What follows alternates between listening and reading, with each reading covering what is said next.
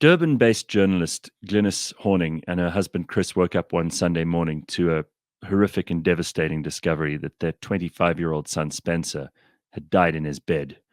Surrounded by loving family and friends, she's pieced together the puzzle of his death, and she's written an incredible book about loss and grief, something which I hope will be able to help those of us who are going through similar situations. But also, apart from loss and grief, it's about the joys of celebrating someone's life when they're no longer there. It's called Waterboy, and I think it'll touch anybody who's directly or indirectly experienced this kind of ultimate heartbreak. I mean, people will tell you all over the world and in any age and in any social difference or background or change or difficulty, that there probably isn't a harder thing in the whole world than for a parent to lose their child. But we'll talk to Glynis today, and I'm glad to have Glynis as part of the show. So first of all, Glynis, thank you very much for making yourself available, and it's great to see you. And congratulations on a book which must have been extremely difficult to write, and a life so far which has been more than slightly difficult to lead. It has indeed. Thank you very much for having me on your program. If there's any way we can help other people through what happened to my son, to help them avoid getting into that situation or help them deal with it in any way, that's all that one can ask. And so thank you for allowing us to do that through your program. Sure, Glynis, and let's just talk about you for a second before we get into the book or your life story. I mean, you're an award-winning freelance writer. You've done assignments from apartheid South Africa's townships to Rwanda and the refugee camps, to the Amazon, to Patagonia. I mean, this is an amazing, amazing CV that you have. You've got the Discovery Health Journalism Award for Best Health Consumer Reporting and Feature Writing, the Pfizer Mental Health Journalism Award, and a Rosalind Carter Fellowship for Mental Health Journalism, among other things. It's quite an incredible list of achievements. So, I mean, that's a firm background in journalism and something which equipped you rather better than the rest of us to be able to write about what you eventually decided to do in Waterboy. Well, you might think so, but writing this kind of thing is so immensely personal. And for all the journalism I've done, it's always been a little bit removed. I mean, okay, I put myself into travel stories and things like that, but most of the other pieces I can keep a certain distance. But when it's this close, and when you're sharing something, the sort of things that I haven't shared on things like Facebook or social media with other people, it's a different terrain. I could just pour out what was in my heart because I thought it had to touch other people who had been there. It was surely my most difficult assignment in many ways, but in other ways, the book kind of wrote itself, because I think what comes out of a loss like this and the shock of it is that the only way to really deal with it is to work through it again and again, and to be able to share it with empathetic others. And I am incredibly fortunate to have some amazing friends, including my 3 great school days friends who are spread across the world, one in St. Louis in the States and one in Denmark and Copenhagen and the other in the Cape. And so as this was unfolding, from the very first night, whether it was 2 a.m, I could pour out my thoughts and what was going on inside me in WhatsApp messages to these amazing people. And they would be there, and they were sounding boards, and they were muses in a way. They were voices of wisdom. They have come from very different backgrounds. And so in the end, the book also wrote itself around this backbone of these WhatsApp messages. So that's a new kind of journalism for me. It's not just sitting down, compiling the information, phoning the experts and putting together a feature, or traveling to a country and doing all that kind of research. It was a different kind of writing, and it was very immediate. And the book was almost being written as I was going through it in a way. Yeah, it was challenging, but in a way, I suppose, healing. Oh yes, I mean, there must be some catharsis in this, and obviously, you know, anybody who's dealt with any loss in their lives know that you have to face up to it at some point, and there could be no more difficult and straightforward way of facing up to it than to unleash your story into the public realm. So that must have been a thing that you thought about for a little while before you decided to put pen to paper.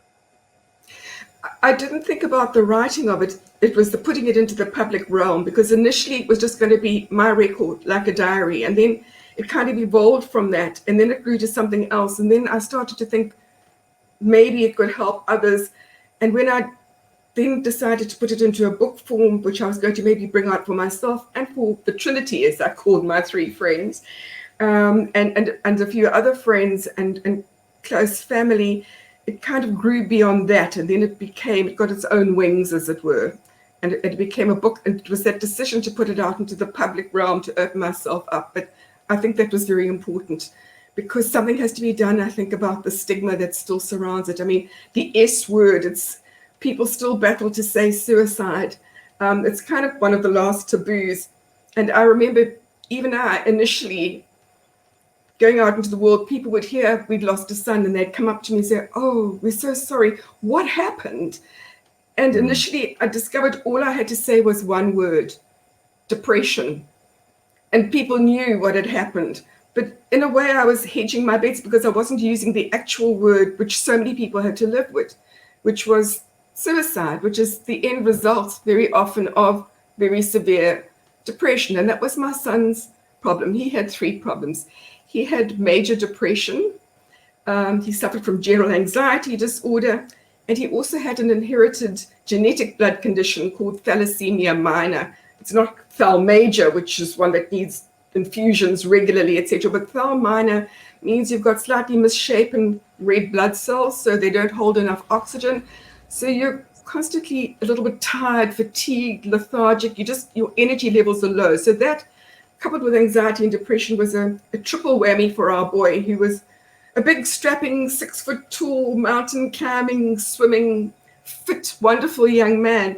But as he sort of got out of his teenage years, I think maybe the iron levels at that stage were beginning to tell, as well as the growing anxiety and depression, I suppose, from the world in general. You know, he was a very bright child, and he ended up with like a 90% matric aggregate, and he got into study mechanical engineering at university. He, in fact, was offered a bursary to go and do genetic engineering at UCT, but he turned it down to stay here and do mech eng. And he was a bright boy, so he had everything going for him. And to try and, to get all the energy that's needed for those very demanding studies is something else. The pressures that the world puts on you just to do the course is challenging. And the pressures, I think, just got too much. And as his energy levels got too low and his concentration was failing and fading, it was too difficult. And at the stage where we even got him in to his hematologist, she had said if he carried on running with his blood levels the way they were, he could have had a heart attack. So he was in a bad situation, and then trying to deal with the stresses of a very demanding degree on top of that. And it was just all too much. So yeah, these were the sort of factors that fed into this. I'd like to unpack the story of your son and what you've learned from it, and perhaps what we can help other people to understand about it in a second. But it is obviously World Suicide Prevention Day on the 10th of September. So we're in a month where that's very much front and center. And I think mental health has started to take a more important role and a role in society where it's no longer as taboo as it used to be, and where people can talk about it more openly and more honestly, and that can only be a good thing. But suicide, as you say, is there's still this stigma attached to it, and people do jump to conclusions, and there are a lot of old ways of thinking about this that involve shame and guilt. And really, you know, mental illness, I don't know what your feeling is on this, but mental illness, if someone says they have the flu, we go, "Oh, I hope you get better." And, you know, you kind of accept that the flu is something that people get.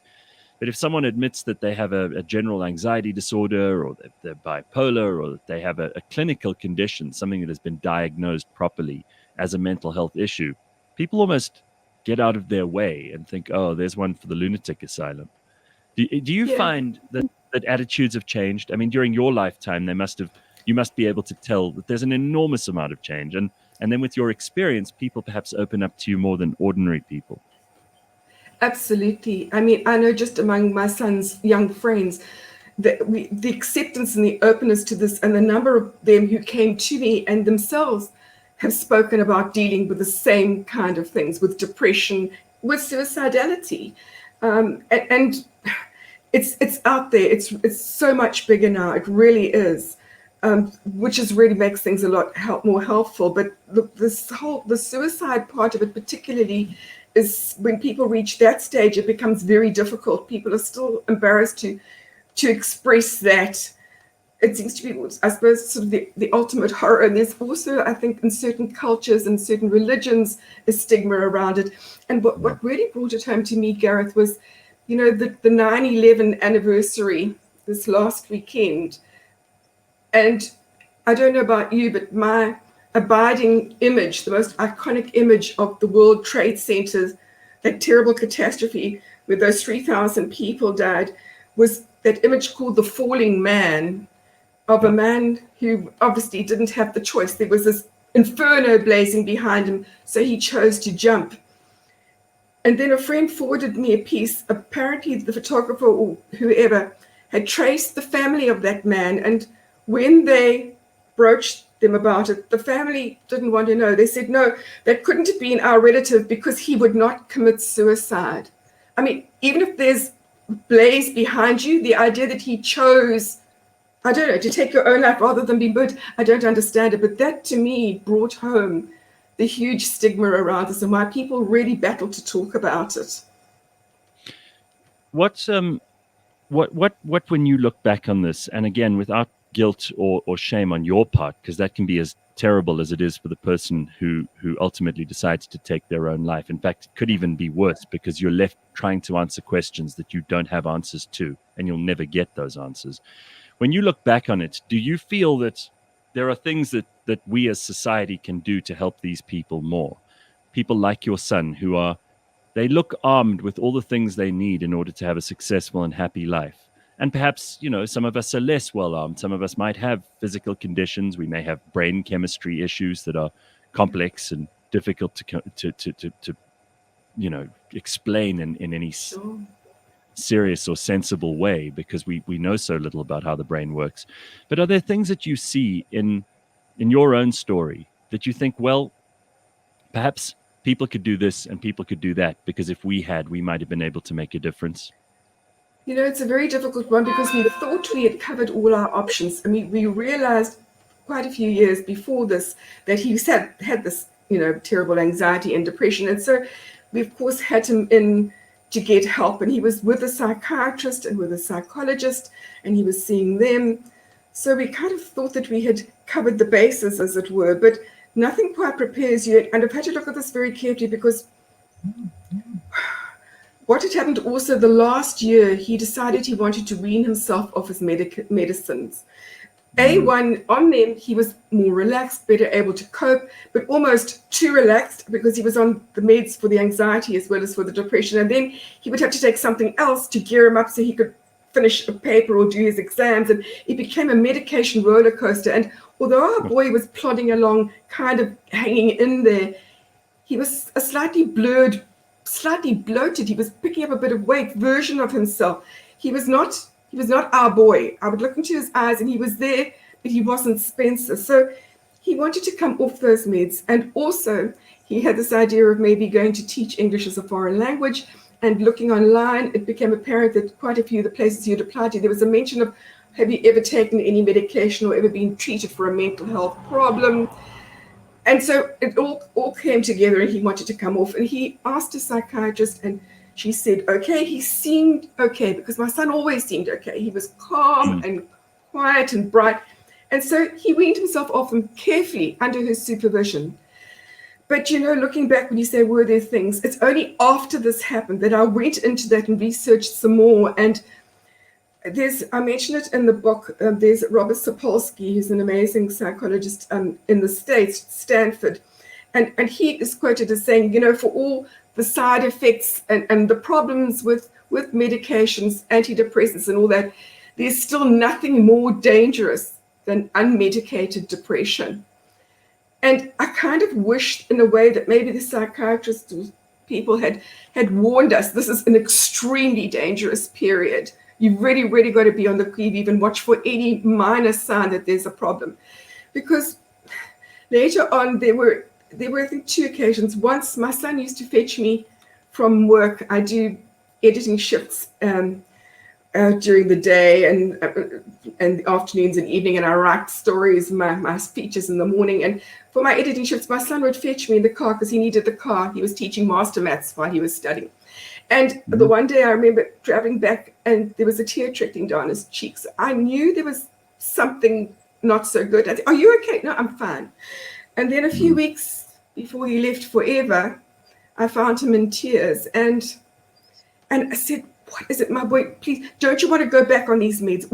Go and let's get you into the psychologist. What can we do?" He said, "No, Mom, I'm fine. I can't go back on those meds." And he was very good at looking in control and masking. And part of me is that, I suppose because you feel you blame yourself so much, you think, could the medical professionals maybe not have equipped us a bit more to be on the watch for that? Maybe, or what should I have done? Should I have forced him to go in and see one of them? Would it have helped? Wouldn't it have helped? I don't know. And then I think if he convinced me that he didn't need help and he didn't want it and he was coping, he would have convinced them of the same thing. And they're caring professional women doing wonderful jobs. So But yeah, she can't blame anybody. It is what it is, and we've got to live with it. And I'm sure that you've seen and spoken to many people. You talk about these friends of yours who you wrote the book with. It's so important that people don't fall into that habit that human beings have of trying to assign blame or thinking you could have done better. And when I asked the question, it wasn't because I was trying to find reasons for you to think that way, of course. There are so many people who wonder about what they could have, should have, would have done if things were a little different. And it doesn't help. It's not going to change anything, right? Have you been seeing professional help since this happened? Because so many parents who've been through what you have just say there's no one who can ever understand it. It's the most horrible thing and most difficult thing to deal with. Well, I went for a couple of sessions, 4 sessions of grief counseling with the psychologist who had been treating my son. I thought at least I wanted to go through the backstory, and she was wonderful and understanding. But she had not lost a son herself, and it's one of those situations where unless somebody has actually walked in your shoes, they don't really know what you're going through and how it keeps going back on you, and how every night when you wake at 2 a.m, your thoughts churn. What could I have done? What could I have seen? What did I miss? How could this happen? I'm a person who writes largely on health and mental health. How could I have missed those things? What more could I have done? So yeah, the self-blame goes on, and certainly the counseling does help. So if anybody's in this situation and they have lost somebody, I think there are 2 things. They need to have professional help to help them unpack and work through it with a psychologist or somebody, a grief counselor, for a few sessions at least. And then and it's a very difficult one, Gareth. Then they need support. The most thing is support from people who understand. And I had my support group from my Trinity, but a lot of people go to support groups, and I think that's the other leg of this that would help prop people up. So go for counseling, and then maybe find a support group of people who've lost somebody, preferably the same sort of loss you've had, of a child specifically. So there is a group called Solos, survivors of people who lost to suicide, and Solos can maybe help. And yes, certainly a group like that. So ask your psychologist or whatever to refer you to a group where there's somebody who's been through what you have, so that you can open up to them. I think that's such useful advice, and there's so many people who benefit from it, just as they will from your book, which I think, if anybody's gone through anything even remotely like what you did, it's useful to hear it, because you're so articulate about presenting the situation and explaining the feelings. Many people struggle to actually describe what is going on and how they feel about that. And obviously with your extraordinary journalistic career, you're able to tell that story much more cogently than many people might be able to. Glynis, the thing about medication I'm interested in, because there are lots of people in society now who think that there's too much medication. Fully 1/3 of Americans are on some kind of antidepressant, according to some statistics. There are many, many people in South Africa who are on chronic medication for mental health issues of one kind or another, and depression and anxiety are right at the top of that list. But there is also this argument that, your son said to you he wanted to come off the meds because he felt more himself, and you felt that he was turning into someone else when he came off the meds. There is the converse in the experience of so many parents watching their children who are put onto ADHD medication or something like that, and they say, well, my child has become numb, and they've become, sure, they'll live, but they don't fully live, they don't fully express themselves, they don't reach the highs and lows that they might have before, and it's keeping them alive, and it's allowing them to deal with all the difficulty that's going on in their life, but they're not really experiencing it. They're kind of just, they're existing rather than living. Is that something you've heard from other people who've dealt with mental health and medication? I have. I mean, obviously, on the converse, I don't want to say meds are bad idea, because Spencer's own friends who have been on them, it's helped them enormously, and they've managed to push ahead, and they're forging on in their lives, reaching for the stars. So for some people, they definitely are the answer. But I think it's a very fine balance. And my son, as I said, because of the blood condition, maybe that was one of the added factors. For him, it didn't work. For him, it would have been, to me, either you live a medicated life that kind of allows you to plod along on a certain level and dulls you enough to deal with it, or you live it and you feel it fully, and then the pain is just so great that you choose not to live, and you choose to leave on your own terms, which is what he did. And part of me, in a way, has also got to learn not just to accept that. I still can't accept that word, is too hard for me. Even now, 2 years on, there's exactly 2 years on Wednesday this week, 2 days ago.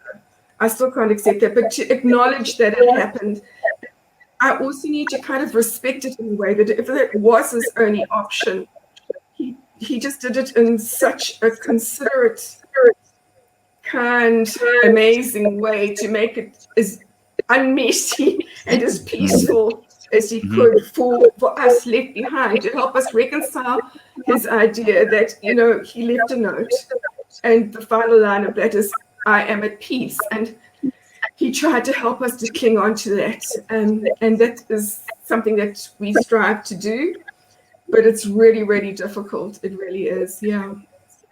Glynis, you brought up something which some people are very uncomfortable talking about, and which has occurred to me because I've read quite a lot of history, and the old Stoics of ancient Rome, for example, used to look at a life well lived or a life that was no longer bearable, and they would make the quite noble decision, in my opinion, of exiting stage left, kind of taking their own life, and they did it in much more messy ways, as you rightly put it, by kind of stabbing themselves in the throat, as the great Cicero did, because he refused to let them take him prisoner. Seneca did something similar.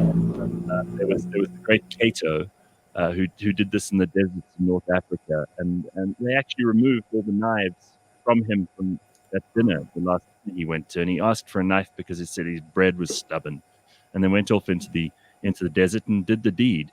And there is something about that which, because of, I think, largely Christian religious doctrine, that has made suicide seem like something which is cowardly and unkind and thoughtless about the people you leave behind, and insincere, when in some ways, and again, this is hugely controversial, in some ways it's being fully in control of your body and your mind. It's the most incredibly powerful expression of that.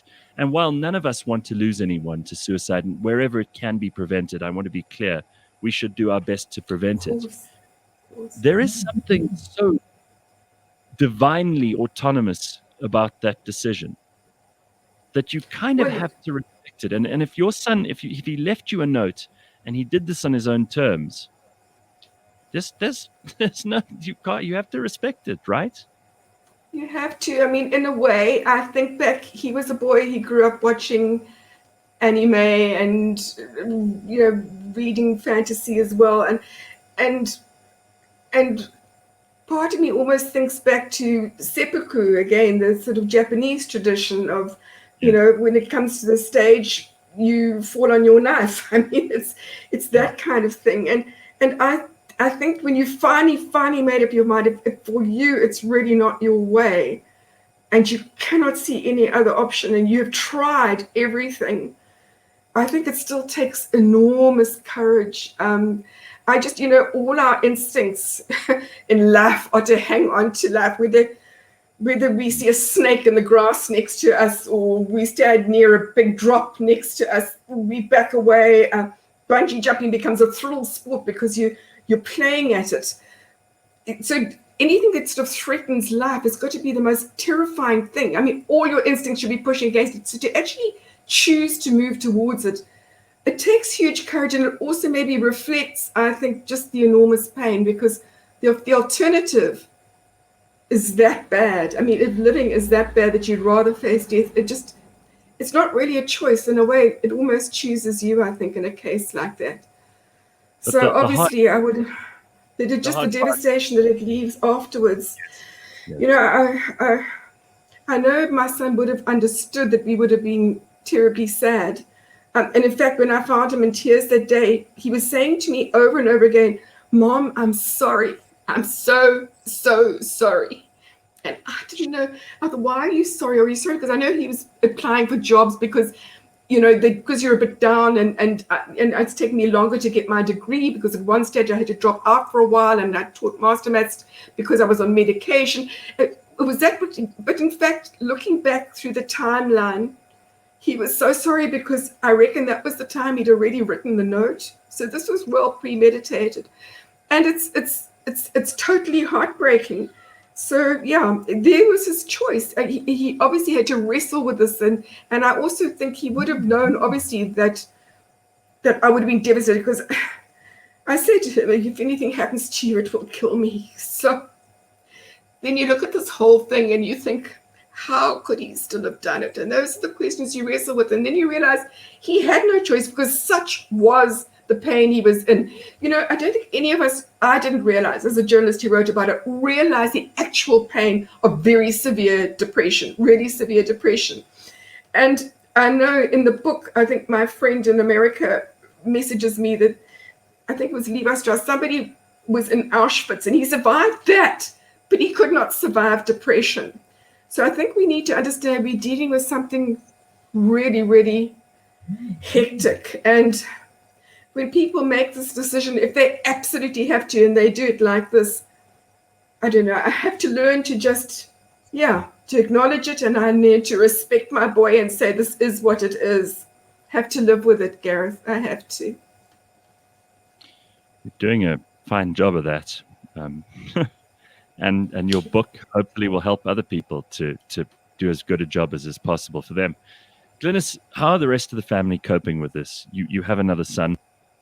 What is the effect of this? Because this is the part that really stings and lasts for a very long time.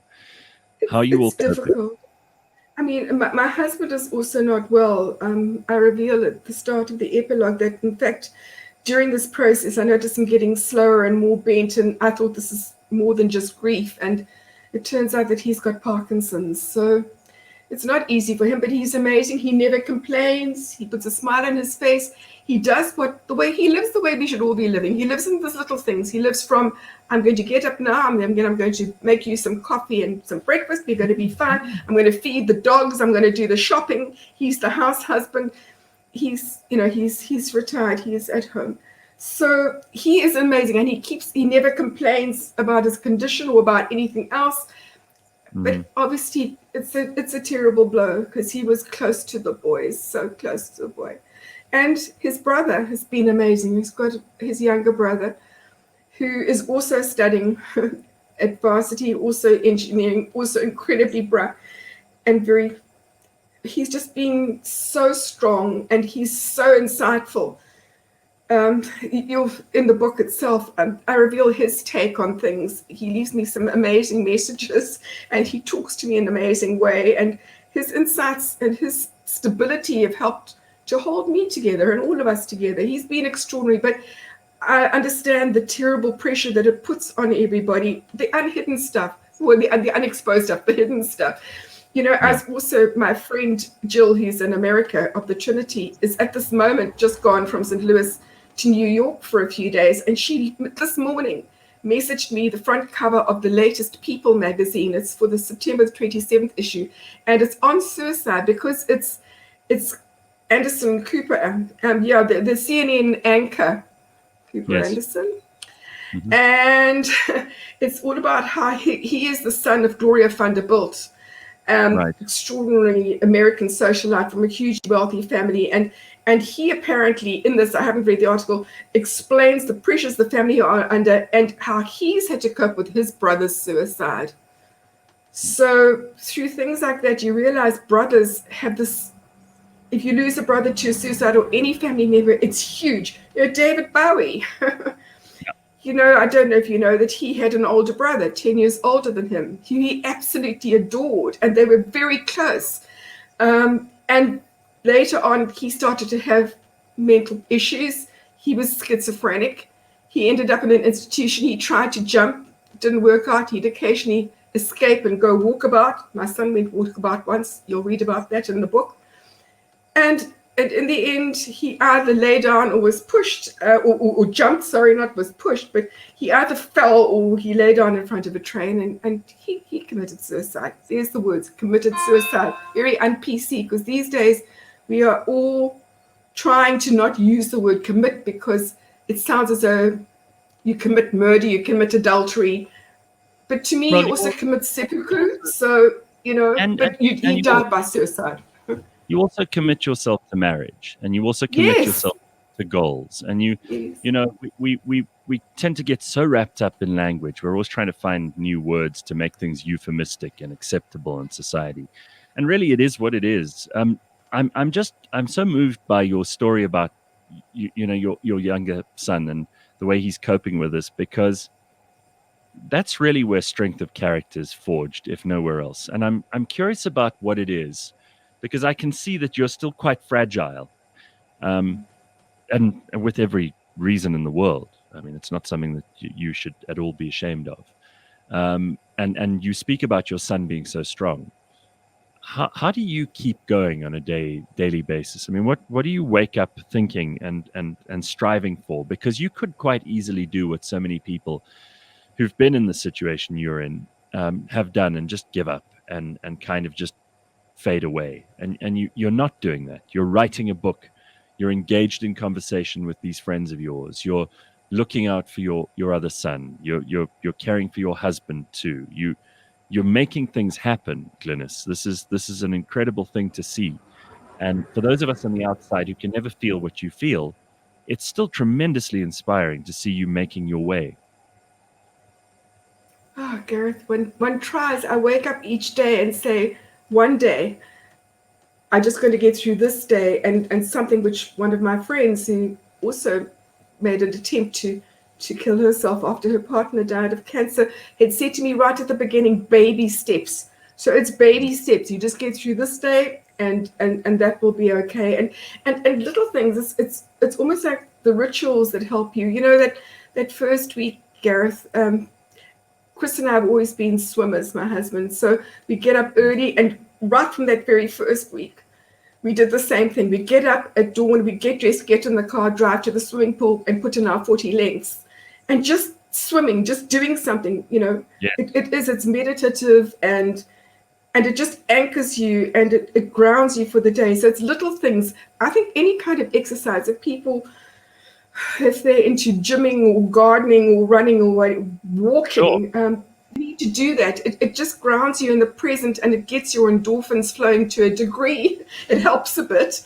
And this is another problem. We mentioned the medications. I can't bring myself to take them. I've tried. You'll see in the book, occasionally my friends would bleat and I would try something to help me sleep, or they'd send me recommendations and I'd try some kind of relaxant. But it's not worth it. It is what it is, and I've got to learn to deal with it on that level.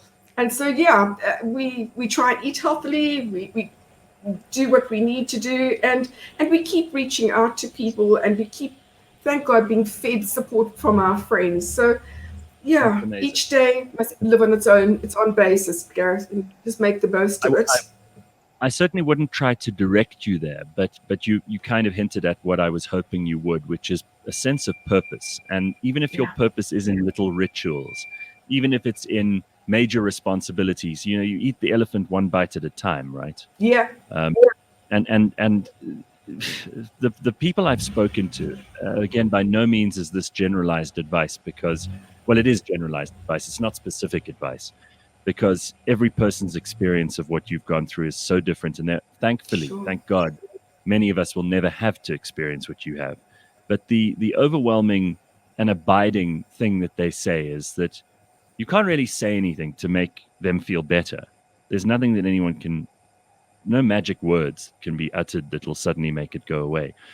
But you get used to the feeling, and time eventually starts to make it less and less absolutely devastating. And surely you've experienced that, even though it's only been 2 years. Yeah, it does. You are able to cope more easily, be able to push it down and maybe choose your moments, and you're able to keep yourself busy with other things. I think if you sit with empty time or you just pull the blankets over your head, your thoughts will just be free to churn. So in a way, even the editing shifts that I do during the day, you've got to live in that moment and focus on the sentence that you're editing. It concentrates you. It's meditation again. It takes, whether you're concentrating on a breath or on what you're doing with your work or some hobby that you're passionate about, that sort of thing I think can help enormously too. I think that's important. Just keep occupied. Set yourself a purpose and keep going. I keep going because my husband needs me, and I've got a young son who's still at varsity, and I've got friends that I love, and this world is extraordinary because I don't suffer from depression and anxiety, because what I am suffering from is grief. I think it's different. I can still walk and see the beauty around me. I mean, I walk the dog each day too, and just the weeds growing through the paving stones can look amazing, especially in the Durban sun now. It's springtime, and so there is still life, and I've got to hang on to that beauty. And this is what makes me so sad, because I now realize that my son, I would walk with him, I'd walk the dogs with him. I walked the dogs with him the night before he died. He looked so calm.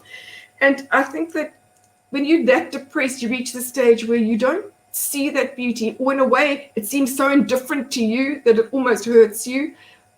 And life just seems so bleak and colorless. I don't think that it's so much the blackness and the ugliness of depression. I don't see it that way. I think it more like bleeds the life out of things, bleeds the color out.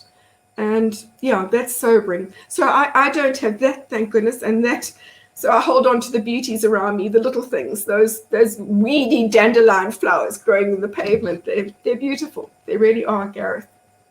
You see, the way you've just described that now is precisely why people have to read this book, because you have a way with words that allows the rest of us to access things that perhaps we don't, and we're fortunate not to have to, but also that some of us just can't.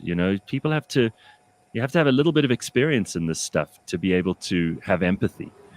What are the things that make you feel good about the memories you have of your son? I mean, maybe it's walking past some place that he really loved, hearing a piece of music that he really loved, because there are things that can connect you, that make you feel a bit better than other things. And what are those things that are so hard to see and to feel and to hear? This is, I think, something which people who in their lives don't quite realize. My son had said also in his note, "Thanks for all the beautiful memories. I'll always be there in yours." Sure. And he is, of course he is. But I've got to say that even the really beautiful things, like listening to music that reminds me of him, or something silly, watching Black Book or Faulty Towers and things that he loved, those things are kind of tinged, because when you watch them, they're still amazing, but there's a sadness because you know that you can never do it with them again. And even songs we used to enjoy together, it's difficult. I think the book reflects too bits of music. Music is particularly difficult. My friend who was suicidal and lost her husband to cancer that I mentioned, she warned me at the beginning, music's very difficult because there'll be a line or a lyric or something that takes you back to a moment that you were with that person, and just the wrenching realization that you can never share that with them again, and that this is so permanent. I mean, so permanent. There are no degrees of permanency. It's permanent. Yeah. And yeah, and that's another thing. I wonder sometimes whether people who take this route do accept and understand the total finality of it. There is no turning back.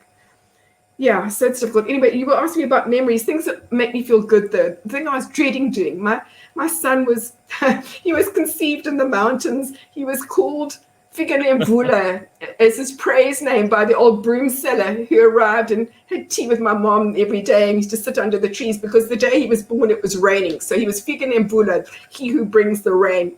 So he was always, that's where the name Waterboy comes from. And he's always loved the mountains. And every year, that was our one ritual. We pile everything into our ancient car and we trundle up with our tents and camp in the Drakensberg. And so what we did was a year after he had gone, my youngest son and I, my husband was not able to cope because of the Parkinson's at that stage, but we were able to go up to the Berg and we put up a plaque for him. And I was almost dreading it because there's incredible happy memories, those wonderful Berg holidays and hikes we would do together and the kids bobbing for apples and those wonderful Berg streams. But you know, it was, I just felt incredible peace up there. It was so beautiful. And yeah, we found a bench on one of the lower walks where there are such things as benches. We used to head up to the high mountains normally. And we got permission and we put a plaque up for our boy. And just being in those mountains and doing some amazing hike with my youngest son, yeah, it was very beautiful. And we could think of Spence and walking as meditative. It was helpful. It was healing. Well, you got to do more of that then. I would like to. Where it feels right, it probably is. Yeah. You mentioned permanence and temporariness, and really what makes life so difficult is that everything is temporary. You know, we're all going to go eventually. Yeah. And you've had it all come to a head fairly quickly through no decision of your own or fault of your own or probably anything that anyone could have done to prevent what has happened. But it does suddenly bring into sharp focus the difference between those things that we think last forever and that we perhaps take for granted and those things that we accept from the beginning are temporary. You know that your tea is not going to stay warm forever. You know that you're eventually going to have to say goodbye to your own parents. You know that you're going to have to, you know, you'll probably move house and you'll probably say goodbye to things and people and places along the way that are going to upset you. But when you've had the experience that you've had, I'm curious about how your philosophy might have changed on things like permanence, temporariness.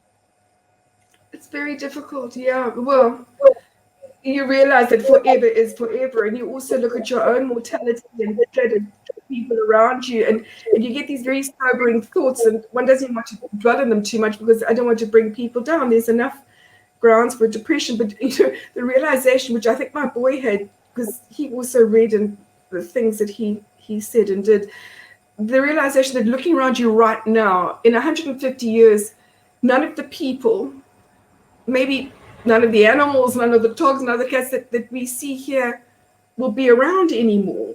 And in a way, one lives life diverting oneself from that realization. So it also means that, to me, when you don't suffer from the depression, you've got to then hang on to and cherish every moment and live it as fully as you can.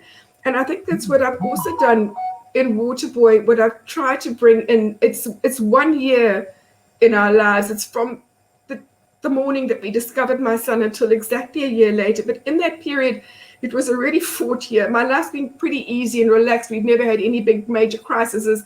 And then in that year, we lost my son within 2 weeks. This wonderful man who lived on our property used to do the garden once a week for us in return for staying for free. And he became a family friend, and his girlfriend moved in.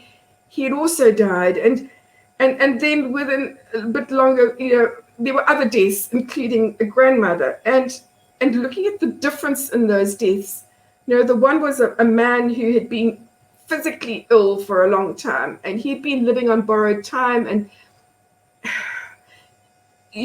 but it was a different kind of pain, but he'd lived a good life. He'd lived fully. And then I looked at the grandmother who'd lived a very long, very full life, achieved all kinds of things. And there was almost an air of lightness in the ceremonies and the little, gatherings that were held after she died, it was so different with a boy who was on the cusp of stepping out into life.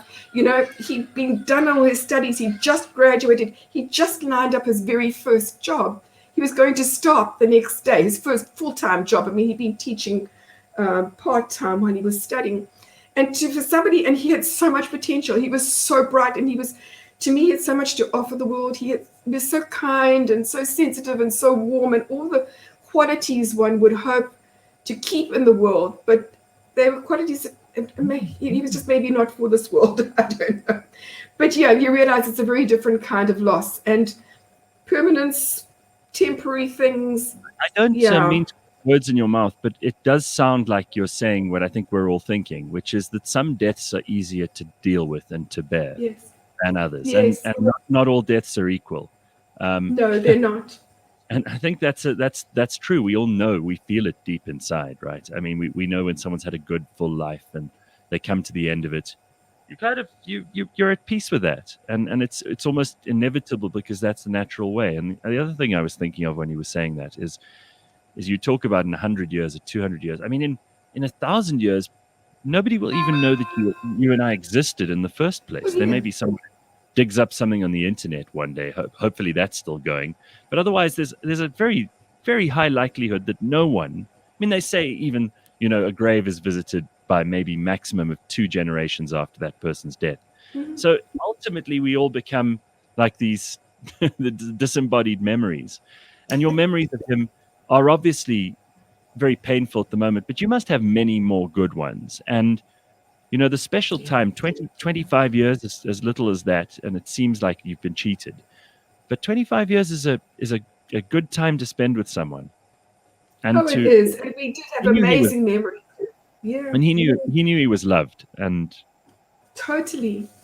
Oh, no, there were wonderful, happy memories. And he was, and he could laugh and joke with the best of his friends. And so there's a lot of good times, and hopefully the book also is not just one big grey read. I mean, there's moments of levity and brightness too. I mean, yeah. Look, Glynis, I mean, it's extraordinarily brave what you've done. It's a horrible thing that you've had to go through.